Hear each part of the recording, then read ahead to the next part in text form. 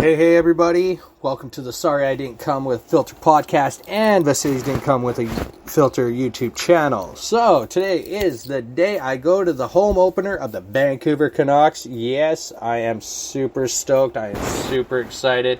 Just gotta adjust my camera a little. Yes, I am super stoked. As you can see, I got me Bo Horvat Vancouver Canucks socks that I will be wearing today because I am a freaking fanamaniac of the Canucks. That's basically what I have to say to that. Oh, look at that. I have a shirt on my chair over there, and that should be there. It should be over there. So, yeah. Anyways, as I was saying, last night's Raw was actually pretty damn entertaining. I will admit that. Especially with the fatal four-way main event ladder match. I really think it shouldn't have been Seth Rollins, but I'm thinking they're building something to go towards Survivor Series and having, Rollins versus Reigns for that. And that's really cool because, again, former Shield guys, it was just a little, passé, as I like to say. It was kind of a given that who was going to be and who wasn't going to be the champ or who's not going to be contending. But I think, as we move forward with this whole new draft brand and superstars on, the shows and that, it will be more, I don't know how to say it, conducive to it. It'll be more, you'll start seeing more superstars and more athletes or more of them, big names, actually competing at a higher level. Karrion Kross's gimmick, this whole, I didn't even see him for the last few weeks. I hope they will get rid of the mask and shit. I'm just not into this.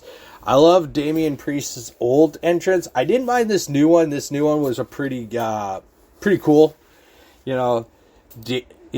Damian as in Satan and Priest as the holy guy, that was a cool setup. I like that. That was pretty entertaining to me. The women's match, again, you got Bianca against Becky, I think that might actually play itself completely out with the fans. The fans probably will not like that, and they will not enjoy that because it's been rehashed too many times. I don't know what's going on with the whole Charlotte Flair, Becky Lynch story there of what happened backstage. I just kind of guessing that from what I can read, it might look like Charlotte might be out the door sooner than later. She might just, up and leave the company. Who knows? I'm not going to speculate because that's, the speculation on that it's just gone crazy. I've been hearing Gable Stevenson, the college kid, he will be debuting at WrestleMania. That's been news for a while, but I just see more news about it. It's just, what it is. Impact Wrestling could not get Bray Wyatt or Braun Strowman, but apparently they're still trying to get Braun Strowman. They're just kind of leaving Bray on his own. That's what it is on that front. I would have said congratulations to Josh Alexander, but he got robbed of that championship on Bound for Glory. Kudos to the Inspirations, aka the Iconics, Cassie Lee and Jessie McKay. They went from being WWE Women's Tag Team Champs to now Impact Knockouts Champs. Hey, congrats to those ladies. Those ladies deserve gold. They are hell of a good workers and they're great athletes. So I'll give them kudos to them and props all the time. It's just a shame WWE drops the ball on a lot of superstars. It is what it is. I hear Buddy Murphy is going by Buddy Matthews, and he will be debuting in New Japan Pro Wrestling. I just read that a while ago. I just never reported it. Again, I've been more into my sports than my sports entertainment right now. That's kind of what it is. I see Bryan Danielson is on AE Dark tonight, so that's on YouTube. Check it out. He's against Bayley's ex-boyfriend, Aaron Solo. So, yeah, that's going to be a quick match. I'm sorry to say that. That's going to be an absolute quick match on that front. I got to change these glasses. These are my workout glasses, and this is not my podcast and YouTube channel glasses. So I got to find which ones are they. Bingo, whammo, found them. Woo, woo. Found them. I did actually add a new flag. I got Toronto's Raptors, We Are the North. So it's like my entire area is actually starting to get filled up in here, and that's pretty cool. I like that. I love how I have all this stuff on here, just because it's my sports area. Again, just check out tonight AEW. We got NXT tonight. I believe it's the Halloween Havoc episode, so we got a lot of big matches. We got that triple threat women's tag team one going on, Ladder to Hell or whatever. You got Braun Breaker versus Tommaso Ciampa. I'm really wanting to see what they do with Carmelo Hayes. I wanted to say Anthony. I don't know why. It must be just because of the basketball thing and me and my sports right now. Carmelo Hayes and Johnny Gargano and this whole NXT North American thing title, and Dexter Lumis is the guy doesn't have to say anything, and he's like one of those. If you walk down the street, you probably see him down the street looking like the psychopath that everybody considers his character. And the guy is like, he's awesome. I like him. Don't get me wrong, I love the guy. He's awesome. He's just the stare, the oh my god, he'd freak me the hell out. I can tell you that. He'll fucking fuck me up on that shit. But anyways, that's my wrestling take today. Tonight is hockey night, so woo woo, hockey baby. But before I cover my hockey, I will go over and do my Monday Nighter recap. So it was a close game last night. I feel bad for the Seahawks. I absolutely do. But I went with my mind, and I went with it, and I chose the Saints. So the Saints did defeat them. So, we're coming up to week 8. So the Thursday Nighter is Thursday, and you got the Packers, the 6-1 Packers versus the 7-0 Cardinals. The Cardinals are heavily favored to win. I know it's one of those things I would not want to actually even jeopardize on, just because of certain situations that are coming up, and it's just kind of a freaky kind of situation.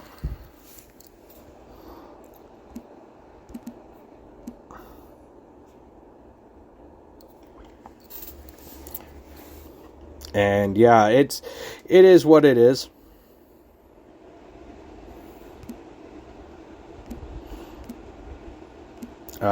Yeah.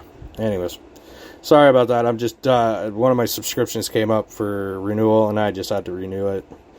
But anyways, that's what I look at that point on stuff. I just kind of look at the Packers, and they're such a good team. And Rodgers just being Rodgers and being who he is, and I love Rodgers. I don't give a shit who. Aaron Rodgers is awesome. I just love the guy. Kyler Murray is a hell of a young, great quarterback. He's coming up, so it's a toss-up. I'll probably give you my full prediction tomorrow, but I am not going to give one out today because I'm just not wanting to go and bet with my dumbass head and rather, be strategic about it. So now I'm going into the hockey. So tonight we have the Flames versus the Devils. Jeez.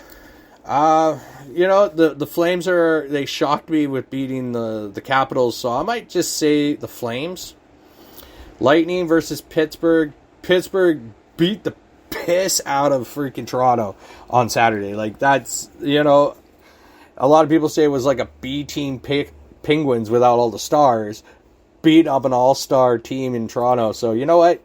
I'm going with Pittsburgh because I know the Lightning are without Kucherov right now. So, here's a shock. This is one of my big shocks. The first 5 games of the season in LA, or the Golden Knights, are 1-4.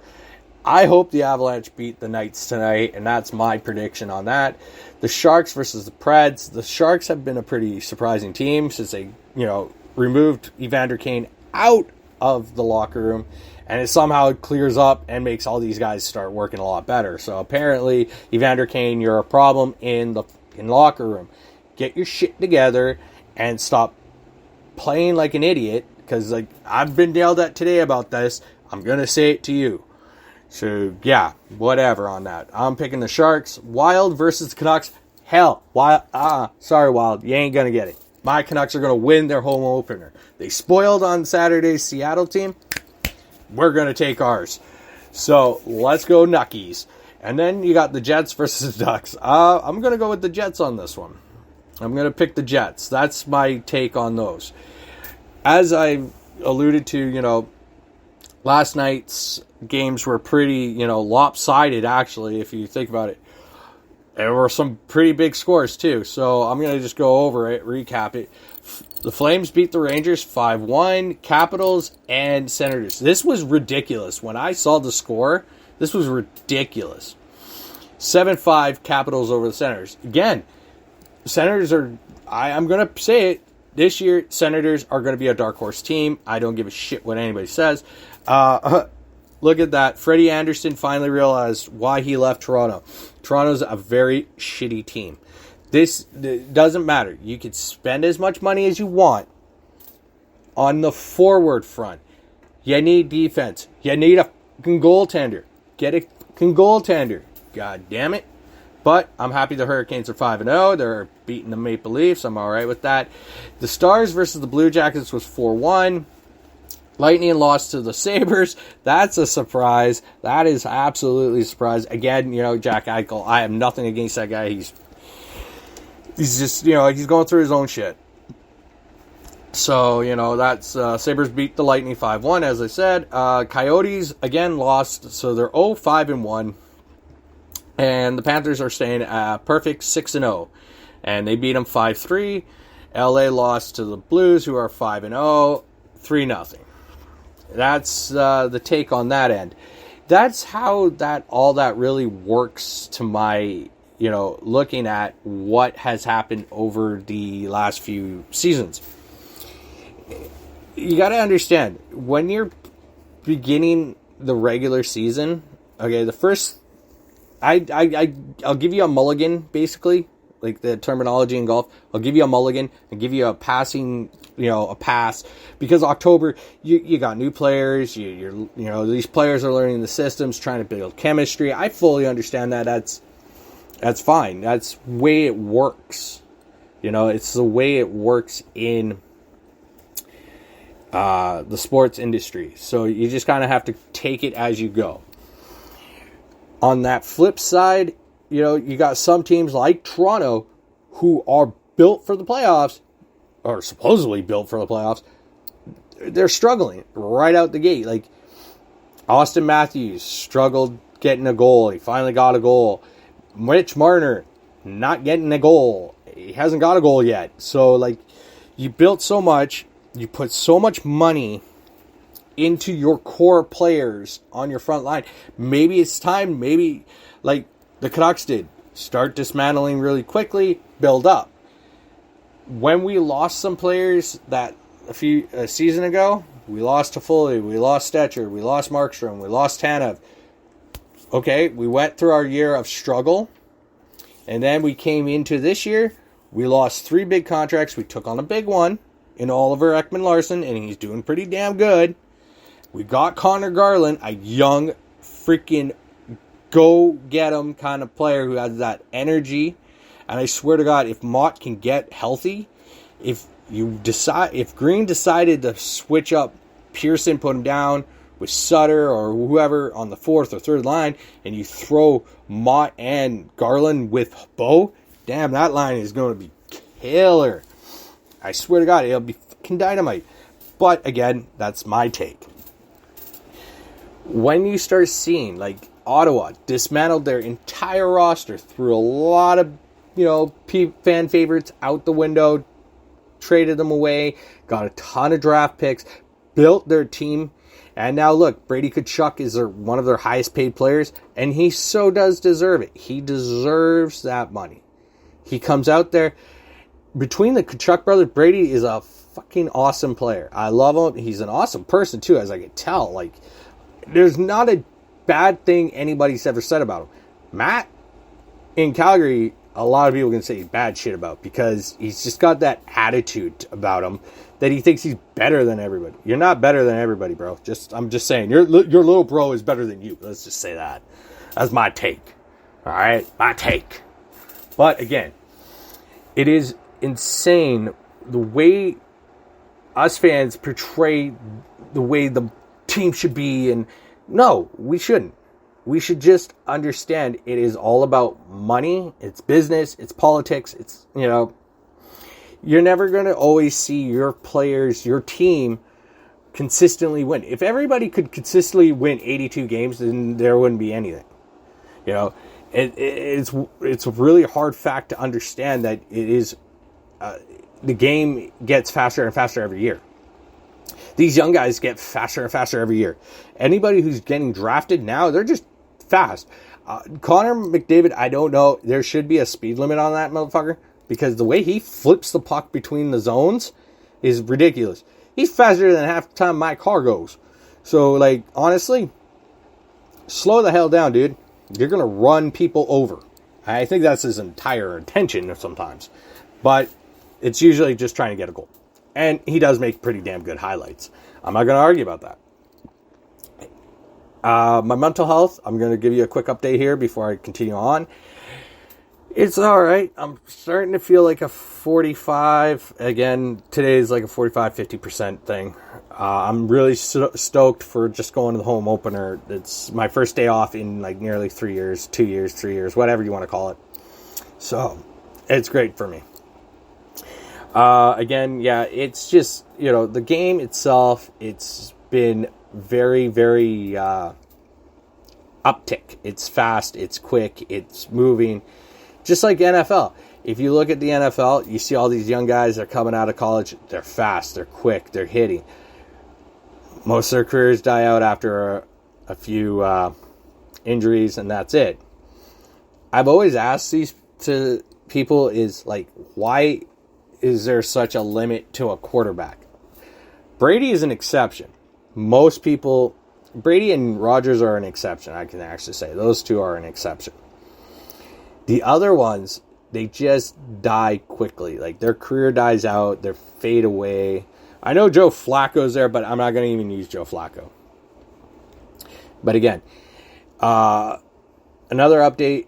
Wentz is out Wilson, Zach Wilson of the New York Jets, the quarterback, the young rookie quarterback. He's out for like 2-3 weeks, I see, and that's a disappointing thing. Really disappointing. But again, it's part of the sport. It's part of the lineage of doing what it is, and it really does suck. When you hear rumors or like there's news about Deshaun Watson right now, he's going to be possibly traded to either Carolina or Miami. Whatever. I understand when I was listening to a few other shows on a podcast kind of range, you know, a lot of teams are taking on a headache because, okay, he's eligible to play right now, but again, he could possibly be ineligible when stuff starts coming more forward. And when legal proceedings start unfolding and he starts actually getting formally charged for all this stuff, that's when because you're paying a high price for him. And I really would turn around to the Houston Texans and be like, okay, well, you're going to make me pay a king's ransom for this one guy.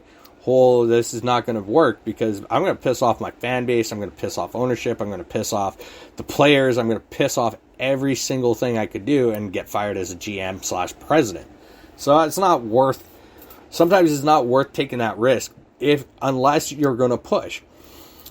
In Carolina's thing, I wouldn't give up so much on Sam Darnold. Sam Darnold could do it. He can produce.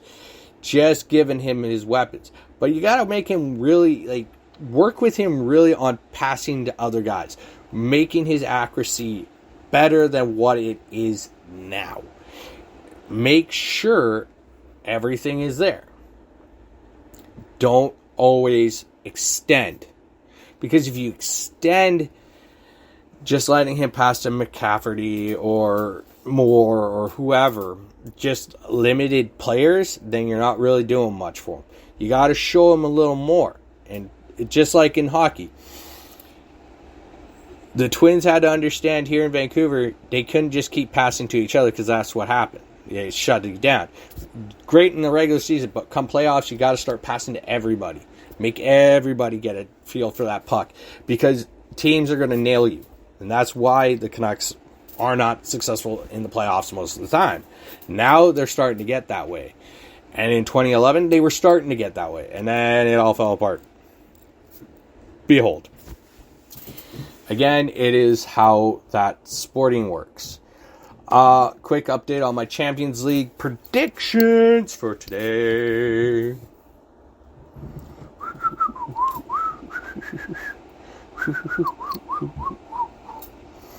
Alright, so. Oh, there's no Champions League.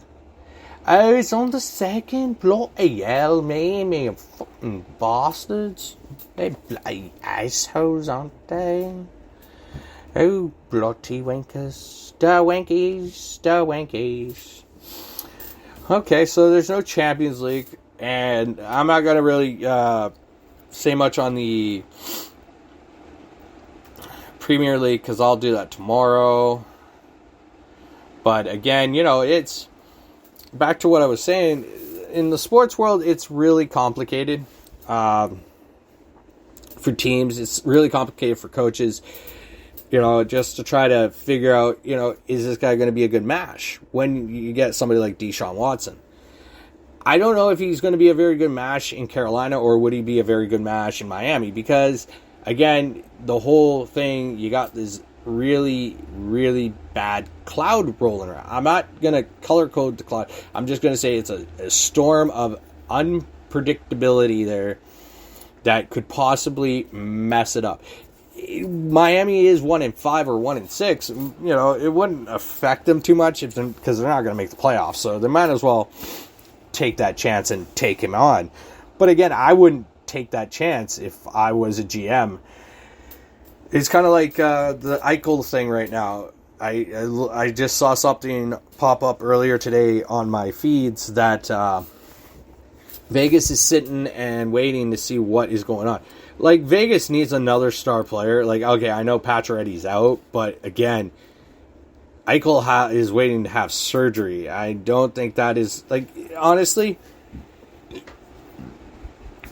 sorry, if any team's going to go and get players, get ones that are active right now. Get ones that are not injured. They're not requiring surgery right now. Like, it's, kudos to Montreal finally finding a victory, but they're really struggling too. And I think Bergevin finally realized he burnt a lot of his draft picks out by picking up so many players to make deep playoff runs where they just never turned out to be what it should be. Except like Toffoli, he signed Toffoli and all that. I really think he might have messed up on Jesperi Kotkaniemi, but again, what is circulating around the dirt is dirt. I'm not going to explain any of that. When, like, I always say it from my take and my view, it's players, I'm not going to call out every player. But I do tend to call out teams because you got to understand, you can't make the same mistake. Management has to understand you can't keep making the same mistakes. Look at Bennings this year. Everybody thought it was a mistake getting Oliver Ekman-Larsson. No, it wasn't. But you know what? Look what happened. We traded Olevi out. We got another good player for our fourth line. That's fine. The guy is good. He's doing really well. He's doing what he's supposed to do on that fourth line. Olevi, he's injured again. He's having surgery again. Like, what the? Okay, maybe now I can say he was a bust. I'm going to say it. He was a bust. He was a draft bust. We shouldn't have drafted him that year when we did. We should have drafted somebody else like Alex Nylander or somebody else who was in that draft class. We could have drafted somebody completely different. But we got Olevi. Olevi has a record of having really, really bad injuries. And now it just proves why. I don't discredit the guy professionally. It's just that he cannot stay healthy. And when he goes to training camp, he can't be healthy there neither. Like, honestly, the whole thing was still... People still kind of talk about the bag drill and him puking behind the goaltender's net. Like, okay, that's totally what it is. But to end it on today's note, just remember, fans, like me, I'm a fan. These people are human. We all make our own mistakes. And, sometimes business, if it's a business, it's what it is, and you can't do much about that. So, just take it from here. On my podcast, I will continue on my YouTube channel here. Remember, I will have a new episode up tomorrow. Hit that follow. Please like. I really appreciate that. I'm trying my best, as I say. I'll keep doing what I do.